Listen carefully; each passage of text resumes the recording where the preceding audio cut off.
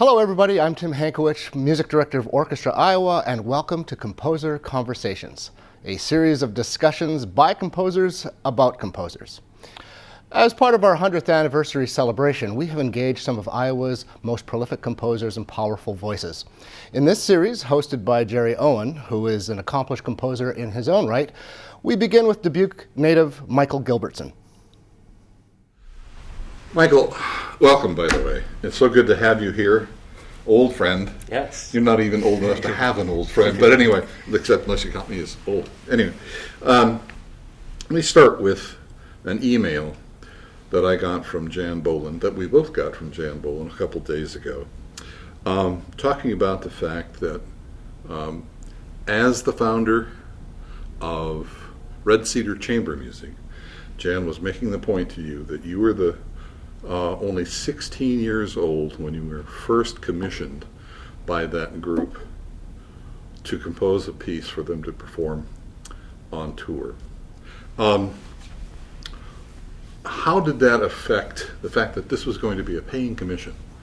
And I guess maybe it was your first paying commission. I don't really know that for sure. But how did that affect you as a young composer to be included in a professional touring ensemble's repertory for the season? Yeah, it was really exciting, and I remember that project was a Dvorak-inspired piece, right? Right. It was based on a theme of Dvorak from the American Quartet, which he wrote when he was in Iowa. So I was really excited about that, just the musical idea. Super excited that this professional group was looking to me to help provide some of the music.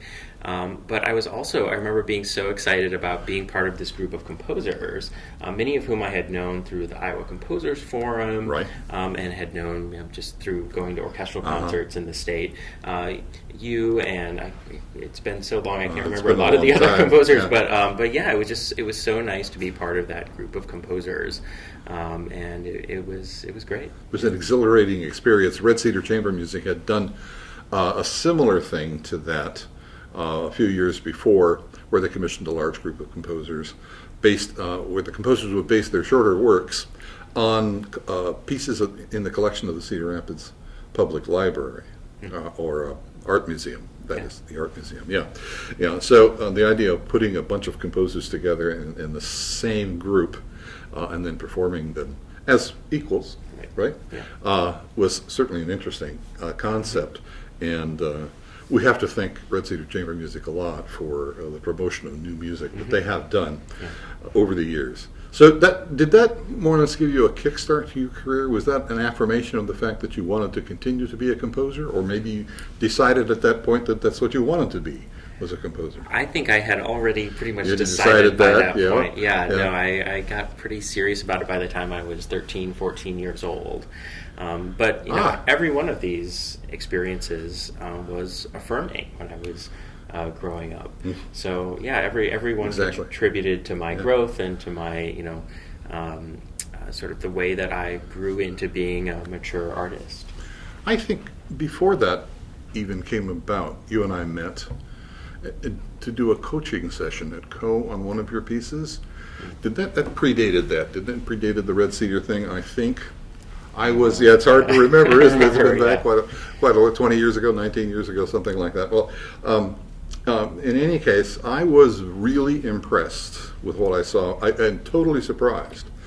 I was not expecting to see the kind of maturity of creativity,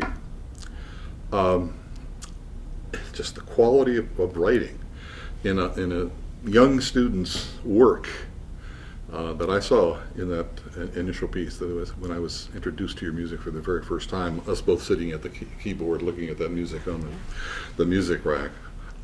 What came to my mind at that point was this young man's got sort of a Mendelssohnian approach to things, and that level of talent. I was very impressed, I have to confess that. Maybe even a little jealous that I wasn't that far along at your age, or whatever the case may be. But so that has been more or less a wellspring for you to start on a career, and how do you think that having come from Iowa, whatever that means. I mean, locale and the people that you encountered in your first years as a composer. How did that affect your career, and how has it continued to affect the way you feel about composition? Well, I've always thought of Iowa as having been an exceptionally supportive place for a young composer and young artist.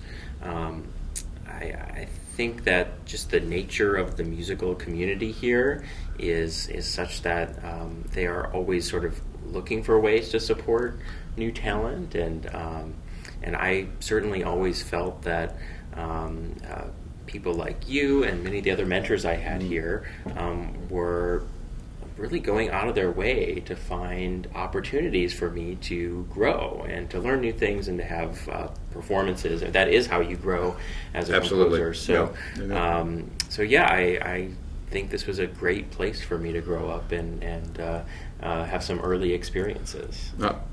That's wonderful. I just looking at your background educationally, you started in Dubuque, right?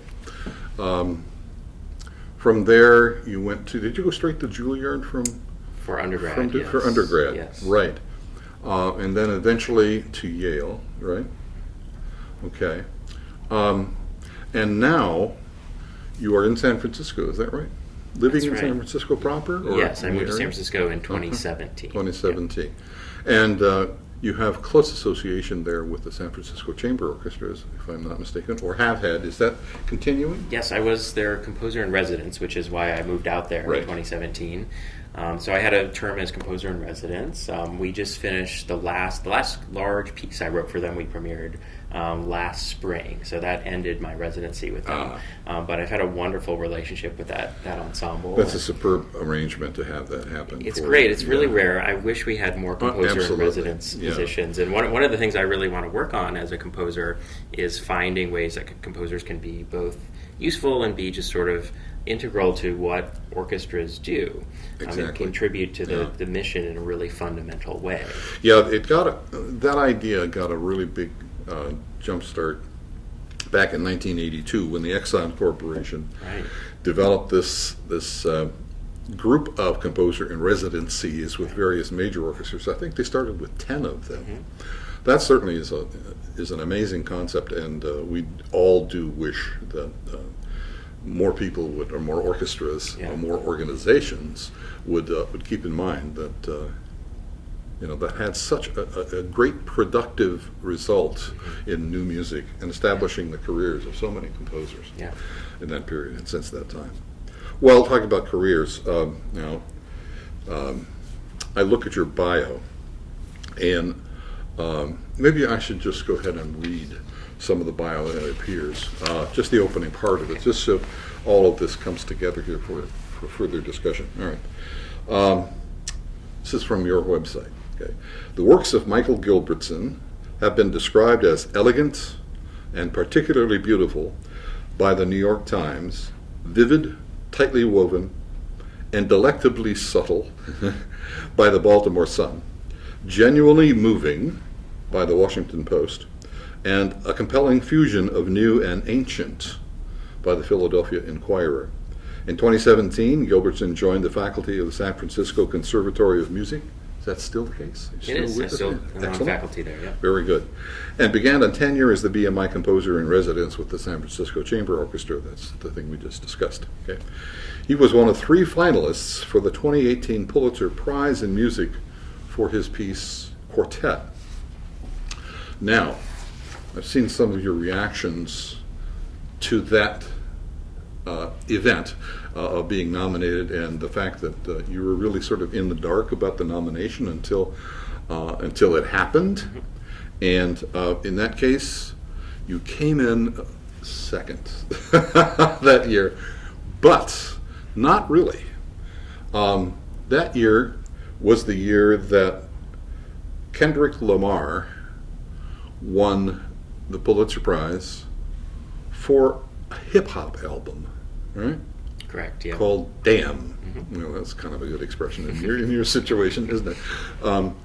That was the first time, as I recall, ever in the history of the Pulitzer Prize nominations or awards, that other than classical music had been considered for the award. I could be wrong about that, but I think it was a major headline in the arts world that a hip-hop artist or hip-hop album would win the Pulitzer Prize in music. It's certainly breaking with the tradition that they focused almost entirely on classical music. Okay, and that has not happened since either. All the awards since then have been basically classical music, what we call classical music these days. So in other words, even though there was this hip-hop album in 2018, you actually won the classical music side, right? So I'm going to congratulate you for that. Right? No kidding. I mean, that's really what it amounts to, right? So that piece for the quartet, right, has become is now in a new version, or another version, right? There's orchestra? There's a string orchestra version, that's right, yeah. And there's a wonderful recording of that on your website, right? Yeah, Video. There was a really wonderful premiere given by the Kaleidoscope Chamber Orchestra in Los Angeles. And okay. The video is it's on my website, but also on YouTube.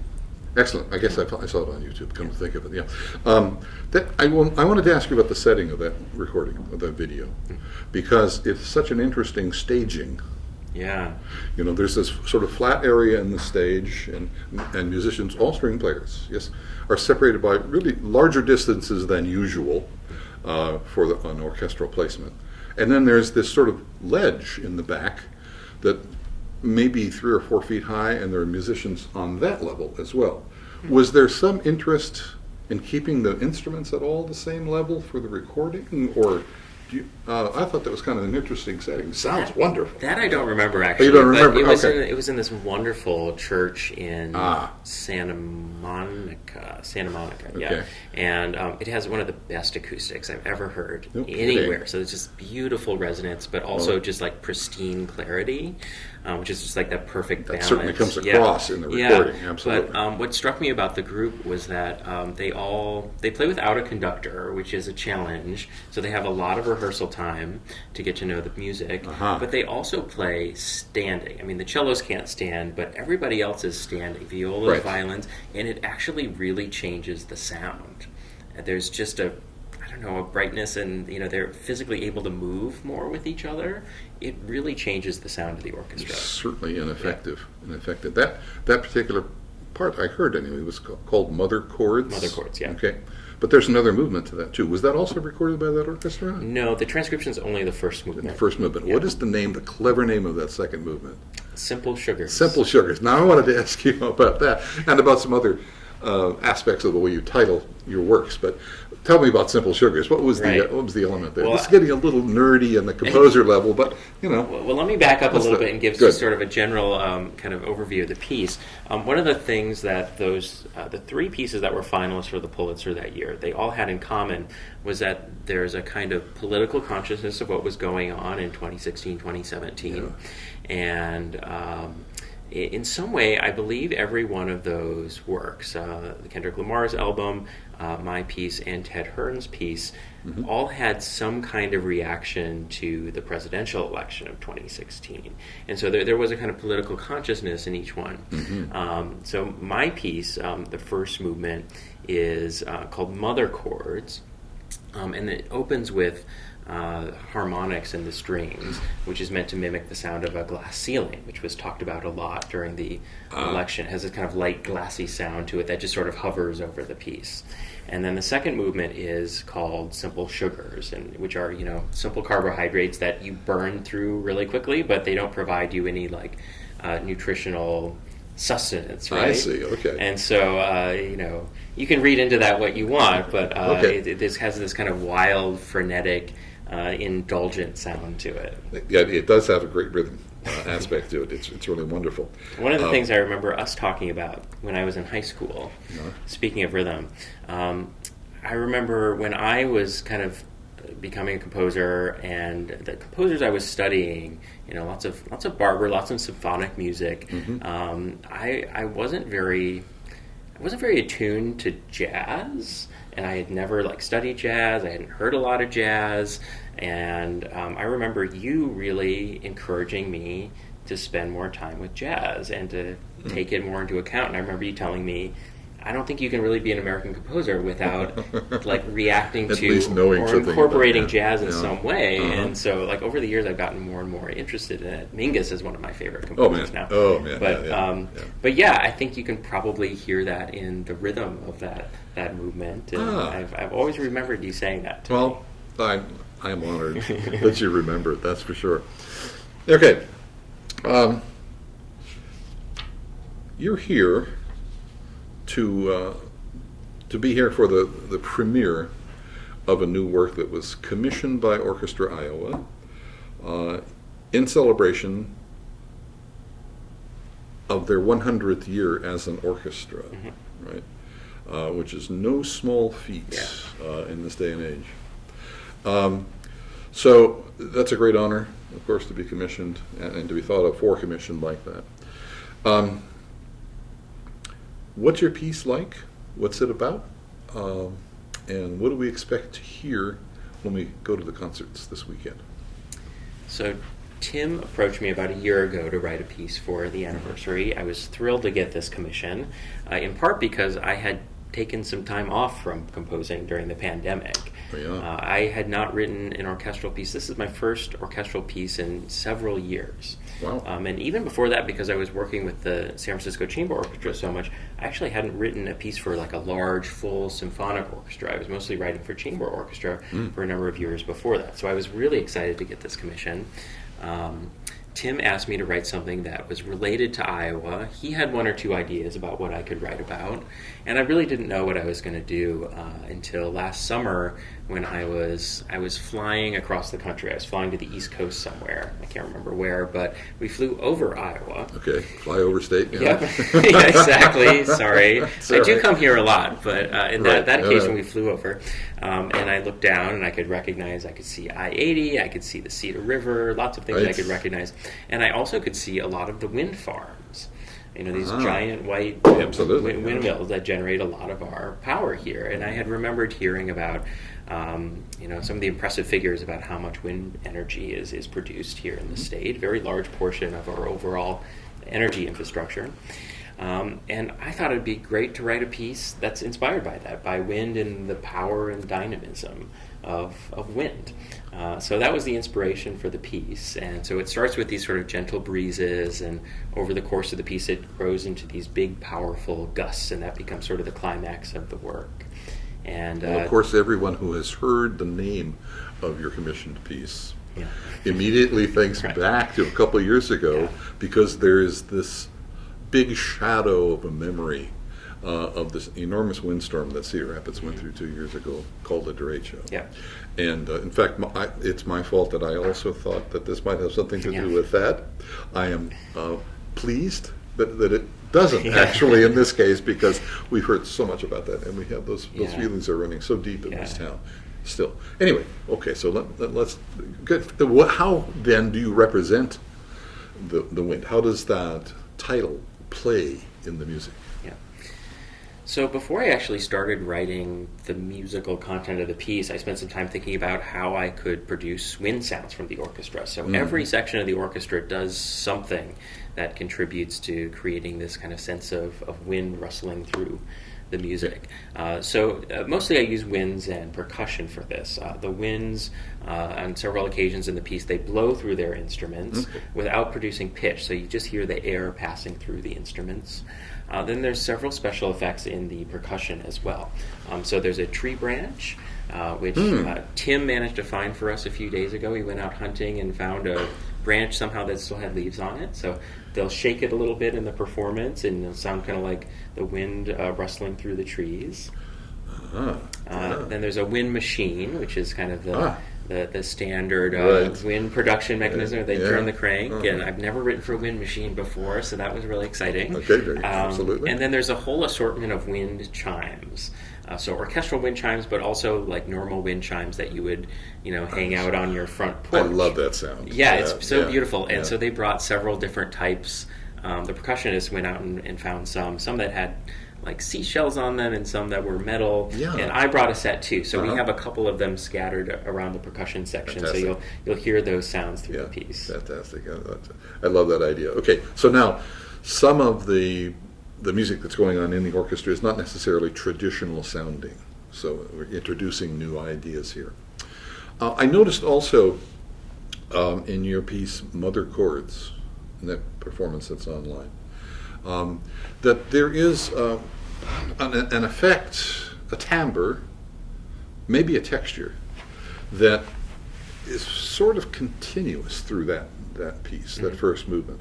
It's like it's what we used to refer to in the old days of tape editing in electronic music as being a reverb echo or a tape loop echo kind of thing that is part of the articulation or the envelope, if you will, of the sound. So I was wondering, that put together with the wind piece, has electronic music and the sort of the barriers that electronic music has broken down over the years, has that had an effect on your choice of this idea of introducing things into regular or traditional instrument music that the ideas are not traditional? Right. Yeah. It's almost like a kind of musique concrète where you're taking these sampled sounds, recorded sounds from the world, not from instruments, but just from everyday sounds, and then bringing them into a piece of music. So yeah, I mean, electronic music, it's affected orchestral music in ways that I think we're not even conscious of. You're probably right. There's like this gesture in orchestral music of this like a sound that starts really quietly and then crescendos and immediately cuts off. So it's like a da, like that. That hardly exists at all in music before the mid to late 20th century, because that's a reverse bell sound. It is, exactly. Or a reverse piano sound. If you take a sound like turn a bell, the tape the other way around, that's what you get. Yeah. Yeah. So like that's all over music now. It is. It's a gesture that's just part of our language. That's now. right. So yeah, and then the entrance of some of these, like, I think of them as being like the real and the surreal, like the real content of the music, the melodic, the harmonic, and then the surreal elements, the sounds of wind, the chimes, things like that. And you can have pieces where they exist basically separately. You can have a piece that's just made of sound colors, and just a piece that's purely melodic and harmonic. Right. But then what I'm interested in doing is bringing them together into one new space. Yeah, exactly. That's the direction I was hoping we would head in this little discussion here. I wanted to know if you use much in the way of motivic development in your music these days. If that's an old idea that is part of the past. Right. Because I think when you're involving motivic development, you're also involving melody in a way, or at least the tracing of a melodic object, and harmony in a way. The way to progress perhaps through a piece, the object of progression. In a couple of your pieces, I've noticed that texture is really a very important part. And we're getting to that same point where we're talking about electronic music and the commonalities there. So does texture, to your mind, provide the same kind of forward progress or development through a piece that maybe the change of harmony can, and progression of harmony, or progression of melody, or motivic uses in your music? How does your mind work in this regard now? It's very different in every piece. I mean, I have pieces where I'm very focused on motivic development or on thematic development, but mostly these days I rely just largely on intuition when it comes to the kind of musical, motivic, melodic content of a piece. I mean, it's something, I'm not following a kind of Beethoven model where I'm sketching lots of development ideas and then piecing them together. I just largely follow my intuition these days when it comes to that kind of composition. I think that's a talent that I noticed even in the first piece of yours that I heard. Good. That you had that intuition, intuitive approach to progress. I've learned to trust that more and more. Absolutely. And good for you. One thing I think about on the topic of texture and color, in our educational system, we tend to compartmentalize different aspects of music making. You can take a class on harmony, you take a class on counterpoint, you take a class on orchestration. But not all traditions think that way. So one of the things that really struck me when I went to France to study for a summer at a program called IMA, where all the students a lot of them are kind of proteges of Boulanger or Messiaen. I studied with one of Messiaen's students, and they think differently than we do. They don't compartmentalize in the same way. They try to integrate things more. So the color of the harmony is related to the direction of the line, which is interrelated to the orchestrational gesture, So it's a much more sort of kind of holistic and integrated way of writing. Things seem to flow together rather than being isolated in spaces. And so conceiving things in that way, it's something I think about a lot. Yeah. Excellent. Well, I want to know what goes from here. It's a good place to maybe sum up what we're doing here. What's next? What pieces are in the offing, and what would you like to write now? You personally now. Since you have achieved mastery and international recognition. Let's face it, that's the truth. Well, honestly, I've done a lot of the things I wanted to do. I've written a lot of orchestral music. But you're only 35 years old. I've written concertos, I've written a one-act opera. I wanted to ask you a question. I would continue. Hold that thought, but I wanted to ask you, because I listened to the portion of your trumpet concerto that's online. It's so tempting. I want to hear the rest of it. Are there CDs available? Not many. I have a few recorded works, but it's very hard to get orchestral works recorded. It is. I understand that. Sadly, I don't have many commercial recordings. Would you do me the favor of putting the whole trumpet concerto on your site? I would be happy to send that to you. I'd be happy to send I would love to hear how that. I'm really proud of that piece. I'm sure you are. So much fun. Let's get back to that. Yeah. No, I've done a lot of the things I wanted to do. So your question is something I've thought about. Like, what do I really want to do at this point? I definitely want to write a symphony, and I've written things that are close to symphonies. I've written something I call a sinfonietta, but writing a symphony is something I've been thinking about doing. We will look forward to that. Immensely. So I'm excited about that idea. So this is backing off a little bit from the idea of the sound colors and so forth, and talking now more about something that whose substance really consists more in a larger form with interrelationships that go over longer periods of time. Right.